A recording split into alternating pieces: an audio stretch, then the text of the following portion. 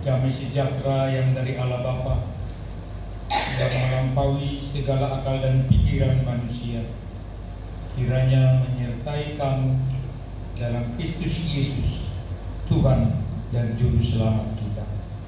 Amin.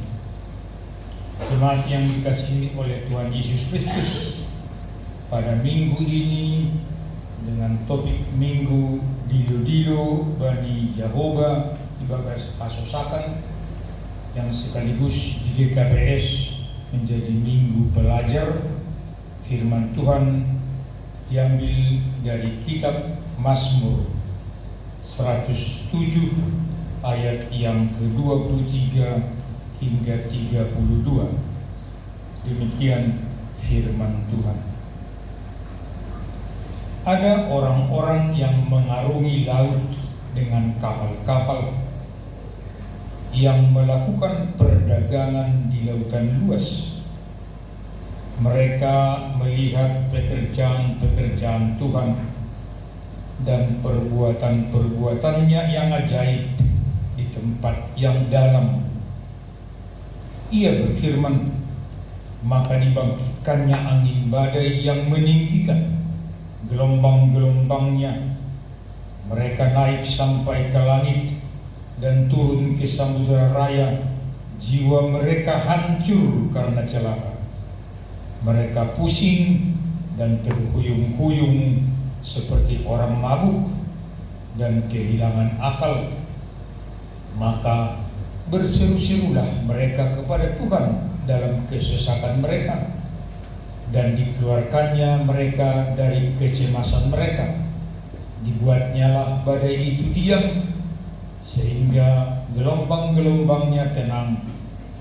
Mereka bersuka cita, sebab semuanya reda, dan dituntunnya mereka ke pelabuhan kesukaan mereka. Biarlah mereka bersyukur kepada Tuhan karena kasih setianya, karena perbuatan-perbuatannya yang ajaib terhadap anak-anak manusia.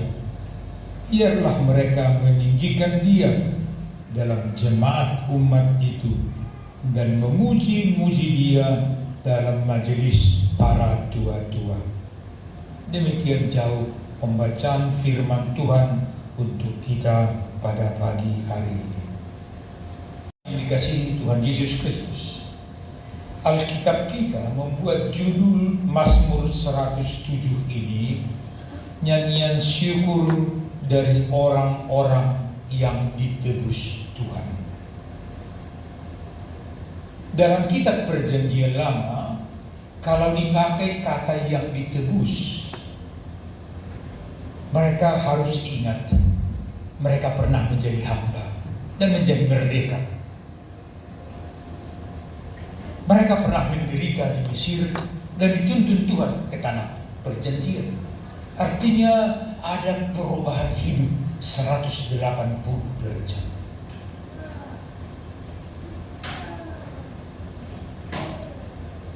Pernah menjadi budak dan sekarang menjadi orang merdeka.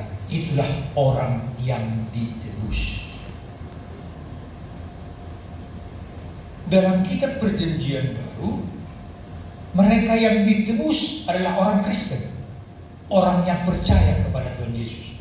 Karena kita telah ditebus dari dunia kegelapan kepada dunia yang terang, yakni dunia dalam Yesus Kristus. Tapi mari kita lihat dari Mazmur 107 ini. Kalau kita baca Mazmur 107 ini sampai 43 ayat, sebetulnya hanya ayat yang pertama, ayat yang kedua dari Mazmur ini mengatakan, mari kita bersyukur kepada Tuhan karena kita telah ditebus. Mari kita memuliakan Tuhan karena kita telah ditebus. Lalu pada bagian berikutnya digambarkan ada 4 kejadian yang pernah dialami manusia. Saya sebut sebentar. Pada ayat yang keempat sampai ke-9 di sana ada pengalaman manusia pada Israel ketika mereka di padang gurun. Lalu Tuhan selamatkan mereka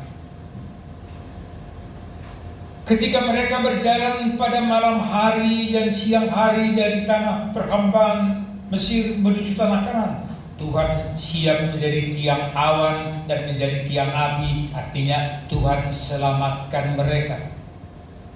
Ketika ada penyakit-penyakit yang mematikan, Tuhan beri kesehatan kepada mereka, lalu mereka bersyukur. Lalu bagian yang keempatlah kejadian yang menjadi khotbah pada hari ini, yakni mereka dibebaskan dari badai di tengah laut. Mari kita lihat ayat 23 dengan 24 pelan-pelan. Saya baca. Ada orang-orang yang mengarungi laut dengan kapal-kapal yang melakukan perdagangan di lautan bebas. Memang saat itu Bapak Ibu, orang melakukan perdagangan antar negara, antar pulau dengan kapal. Lalu ayat 24, mereka melihat pekerjaan-pekerjaan Tuhan dan perbuatan-perbuatannya yang ajaib di tempat yang dalam. Ketika mereka melihat ke laut, ke dalam, dia hitam, wah luar biasa. Semua mereka bisa saksikan itu ketika keadaan tenang. Tidak ada ombak sama sekali. Memang begitulah enaknya naik kapal tanpa ombak. Dan saya punya pengalaman bersama rombongan ketika dari Parapat mau ke Pulau Samosir. Wah luar biasa ketika tenangnya, tidak ada gelombang. Lagunya pun, perbuatannya pun macam-macam lagu-lagu orang dalam kapal. Dalam bahasa Simalung, Marsi bayi lagunya dulu.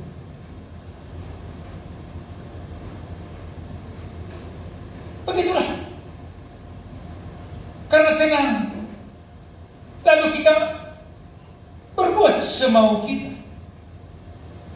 Dan ketika hal ini yang terjadi, maka masuk kepada ayat 25. Ia berfirman, maka dibangkitkannya angin badai. Apa yang terjadi di sana? Ia berfirman artinya Tuhan yang berkata, dibuatnya badai. Memang beginilah keadaan dalam kehidupan manusia. Kadang-kadang ketika kita tenang, ketika kita hebat, ketika kita luar biasa, bisa terjadi keangkuhan. Mereka ketakutan. Dikatakan pada ayat yang seterusnya, hati mereka hancur. Ya, mereka celaka, mereka pusing, mereka terhuyung-huyung seperti mabuk, mereka kehilangan akal, begitu seterusnya. Coba kita bayangkan dalam kehidupan kita, salah satu hal ini saja terjadi, kehilangan akal dalam hidupmu setiap hari. Coba satu saja hilang, kehilangan akal. Atau satu saja terjadi, terhuyung-huyung. Atau satu saja terjadi, pusing. Tapi inilah gambaran dari gelombang yang terjadi saat itu bagi kehidupan mereka yang naik kapal tadi. Lalu mereka minta tolong. Mereka minta tolong kepada Tuhan. Dan Tuhan jawab. Maka Tuhan katakan berfirman pada ayat yang ke-29. Dibuatnyalah badai itu diam, sehingga gelombang-gelombangnya pun tenang. Khotbah pertemuan kita, teks ini juga berhubungan. Mereka bersama dengan Tuhan Yesus naik kapal. Dan ketika gelombang terjadi, mereka mulai kaget. Sehingga berkata yang tidak baik, kenapa kau tidur? Kami sudah hebat. Pusing di sana sini. Kenapa Yesus diam-diam saja di situ, terbaring dengan nyenyaknya? Bahasa Simalungun boleh saya katakan demikian. Ibuan si dia dulu Yesus sonai-sonai tumang. Jadi beribadah kita lang Kristen na sonai-sonai tumang tidak. Ketika mereka kaget, kenapa tidak bantu kami? Orang Kristen adalah orang yang selalu percaya dia yang ditebus. Dan dia selalu hidup dalam kehidupannya tetap orang yang ditebus. Jangan lupa kita yang diselamatkan oleh Tuhan. Ketika membaca teks ini, saya teringat pernah baca buku tentang seorang serdadu Amerika. Ada seorang marinir Amerika waktu Perang Dunia Kedua. Ia kesasar dari kelompoknya tentara. Dia mungkin radarnya yang tidak tepat atau kan, dia kesasar sendirilah, tidak masuk rombongan dia saat itu dalam di hutan. Lalu dia sudah ketakutan. Aku akan kena tembak oleh musuh ini. Lalu dia masuk gua. Ya, masuk gua. Dalam gua ini ia berdoa, Tuhan tolong aku Tuhan, tolong aku Tuhan. Ia berdoa dalam gua yang menakutkan pada saat itu. Karena sudah dia dengar letusan di mana-mana. Ketika ia berdoa, jatuhlah laba-laba besar di depan gua. Tidak tahu bahasa Bandung laba-laba. Lalu laba-laba membuat jaring. Naik turun laba-laba ini. Kenapa laba-laba datang? Kan sebaiknya Tuhan beri selaku benteng tembok sebetul batu di sini. Kalau ada musuh nanti tidak apa-apa. Kenapa laba-laba yang jatuh turun? Terus laba-laba membuat jaring-jaringnya terus, membuat jaring-jaringnya terus, semakin rapat jaring-jaringnya, semakin tentara dengar semakin dekat lewat suara tentara. Ketika tentara ada di depan guanya, boleh kita bayangkan bagaimana hatinya. Tapi ada suara didengar dari luar. Tidak mungkin orang masuk kemari. Bagus kok laba-laba ini mengikat. Nggak mungkin orang rusak jalannya, pasti ada bekasnya kalau orang bersembunyi di sini. Kata pasukan yang di luar yang mau menembak ke dalam. Lalu mereka lewatkan. Pertolongan tidak selalu yang yang luar biasa. Jaring laba-laba bisa pertolongan keselamatan. Saudara yang kasih dalam Yesus, banyak hal yang boleh dalam kehidupan kita. Tuhan, kenapa tidak ini diberikan kepadaku? Saya juga luar biasa, minggu lalu saya punya kesaksian hidup yang luar biasa. Saya hari Selasa berangkat kami keluarga ke Purwokerto. Saya sedikit gak enak badan, demam tinggi seterusnya. Lalu saya berobat ke rumah sakit Katolik memang, dari dokter spesialis. Setelah berobat saya tanya apa ini seterusnya, serak-serak suara. Saya pendeta Pak, saya berkhotbah Pak. Ya, saya suruhlah helah. Nah, bayar ke kasir, bawa resep ini, sampai di kasir free. Saya tidak kenal siapa dokternya. Tulang enggak dibayar sama sekali, nol tulang. Bagi saya itu mujizat. Hal-hal yang luar biasa. Saya tidak kenal siapa dia. Tapi ketika saya berkata saya pendeta, saya sudah lansia dan berugi. Hal yang luar biasa. Teks ini mengajar kita pada pagi ini. Dilo bagi ibadah Tuhan akan tolong kita. Yakin dan percaya dalam hidup. Tidak harus yang jawaban Tuhan. Yang kadang-kadang yang tidak masuk akal pun bisa Tuhan jadi jawaban bagi kita. Coba kita lihat di sini.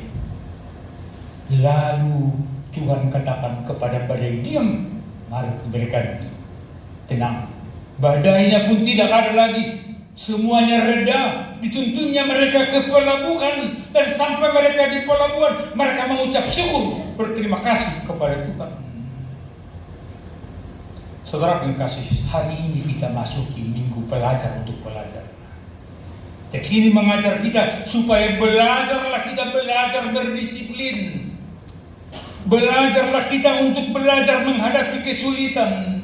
Belajarlah kita dalam menghadapi penderitaan. Belajarlah dalam bersuka cita juga harus belajar kita. Belajarlah kita untuk menghargai orang lain. Belajar terus dalam kehidupan kita. Tiada waktu untuk tamat. Rocky Krum yang terkenal di Indonesia sakit vokal. Saya baca bukunya. Gelar apapun tingkat diri, itu hanya bukti Anda pernah belajar. S3, S4 itu hanya bukti Pak, kita pernah belajar. faktanya bagaimana kita menghadapi masyarakat. Itu artinya kita telah belajar. Banyak orang tua juga sama sekali hanya omong pada mereka, jangan begini, jangan merokok, tapi orang tuanya merokok lihat anaknya. Saudara yang kasih, khotbah hari ini berkata berita supaya kita belajar semua untuk tetap baik benar di hadapan Tuhan. Tidak bisa hanya suara menyatakan pengajaran, perbuatan menjadi guru yang terbaik. Ini yang mau dikatakan teks kita pada pagi hari ini.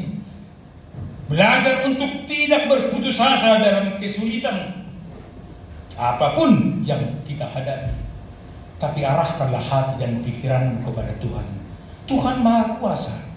Ia Maha Pengasih kepada setiap orang yang percaya.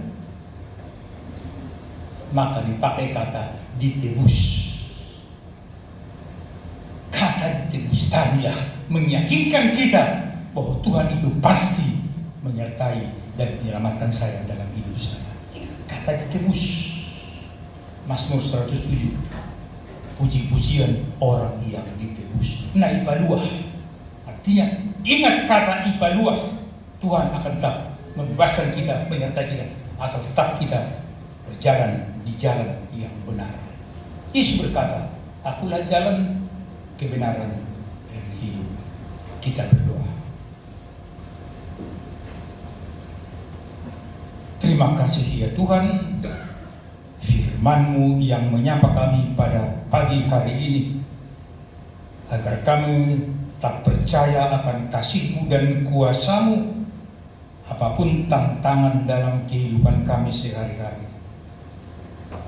Bapa di sorga, berkatilah firman yang kami dengar agar boleh bertumbuh dalam hidup kami. Biarlah kami semua belajar tentang kasih Tuhan, agar kasih yang dari Tuhan kami boleh sama-sama berlakukan lewat hidup kami masing-masing. Inilah kami Tuhan, berkatilah kami, berkati pekerjaan kami semua, dan semua pekerjaan di tengah-tengah jemaat-Mu ini. Dalam Kristus Yesus kami berdoa. Amin.